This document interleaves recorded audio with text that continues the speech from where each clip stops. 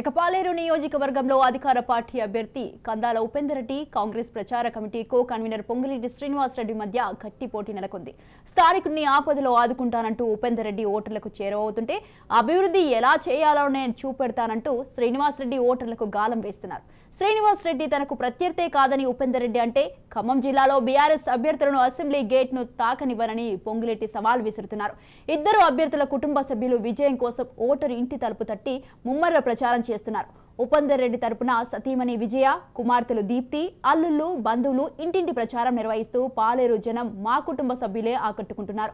ఇక పొంగులేటి సతీమణి, కూతురు, అల్లుడు, కుమారుడు, కోడలు, తమ్ముడు ప్రసాద్ రెడ్డి వాడవాడలు తిరుగుతూ ఓటర్లను ప్రసన్నం చేసుకుంటున్నారు. పాలేరు బరిలో ఉన్న సిపిఎం అభ్యర్థి తమ్మినేని వీరభద్రం కుటుంబ సభ్యులు సైతం ముమ్మర ప్రచారం నిర్వహిస్తున్నారు. కాంగ్రెస్ బీఆర్ఎస్ మధ్య గట్టి పోటీ నెలకొంది. ఇద్దరి మధ్య మాటల తూటాలు పేరుతున్నాయి. సంస్థాగతంగా కాంగ్రెస్ బలంగా ఉండడం, తెలుగుదేశం శ్రేణులు కూడా కలిసి వస్తుండడం ఈయనకు అనుకూల అంశాలే. సిపిఐ కొన్ని గ్రామాల్లో కలిసి రావడం లేదు. ఇక్కడ సిపిఎం కూడా ప్రధాన పార్టీల అభ్యర్థుల విజయ అవకాశాలను ప్రభావితం చేయనుంది. మొత్తం మీద పాలేరులో పోటీ ఫలితం రెండు ఆసక్తికరంగానే ఉండబోతున్నాయి. మరింత సమాచారం మా ప్రతినిధి అందిస్తారు.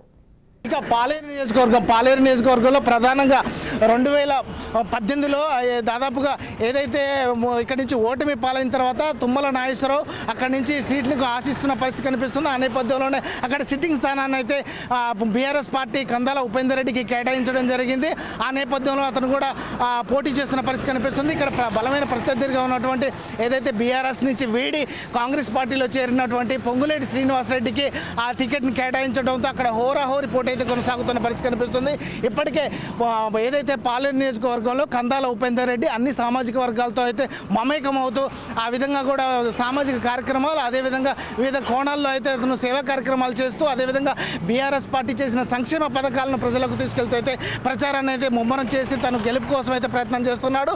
ఇటు పొంగులేటి శ్రీనివాస్ రెడ్డి కూడా అన్ని సామాజిక వర్గాలు, కాంగ్రెస్ పార్టీ, అదేవిధంగా పాలేరు నియోజకవర్గం గిరిజన సామాజిక వర్గానికి, అదే కాంగ్రెస్ పార్టీకి కొంత పట్టున నియోజకవర్గం మొత్తంగా 14 సార్లు ఎన్నిక జరిగితే దాదాపు 10 సార్లు కూడా ఆ నియోజకవర్గం కాంగ్రెస్కి అయితే గెలుపుని ఇచ్చిన పరిస్థితి కనిపిస్తుంది. ఆ నేపథ్యంలో ఇప్పుడు కాంగ్రెస్ టికెట్ను మాత్రం పొంగులేటి శ్రీనివాసరెడ్డికి కేటాయించడంపై అక్కడ సర్వత్రా ఆసక్తి కొనసాగుతుంది. ఇద్దరు కూడా హేమాహేములు ఆర్థికంగా కూడా బలంగా ఉన్న నేతల మధ్య అయితే ఈ పోటీ అయితే రసవత్రంగా కొనసాగుతుంది. ఇక్కడ ప్రధానంగా ఇప్పటికే ఏదైతే 2018 ఎన్నికల్లో కాంగ్రెస్ పార్టీ నుంచి గెలుపొంది బీఆర్ఎస్ పార్టీలో చేరిన కందాల ఉపేందర్ రెడ్డికి కొంత మైనస్గా ఉన్నప్పటికీ అక్కడ ఉన్న సామాజిక వర్గాలతో అయితే మమేకం అవుతున్నారు. ఇప్పుడు ఆ సామాజిక వర్గాలంతా కూడా అతనుకున్న వ్యతిరేకతనంతా కూడా పొంగులేటి శ్రీనివాస్ రెడ్డి క్యాచ్ చేసుకునే పనిలో అయితే ఉన్నారు.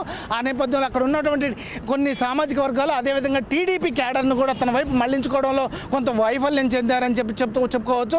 ప్రధానంగా పాత కొత్త క్యాడర్ వల్ల కొంతగా ఇబ్బందులు పడుతున్నప్పటికీ ప్రధానంగా వీరిద్దరి మధ్య అయితే గెలుపోటములు ప్రధానంగా ఉండే అవకాశం ఉంది. వీరిద్దరి మధ్యనే హోరాహోరి పోరు అయితే కొనసాగుతున్న పరిస్థితి కనిపిస్తుంది.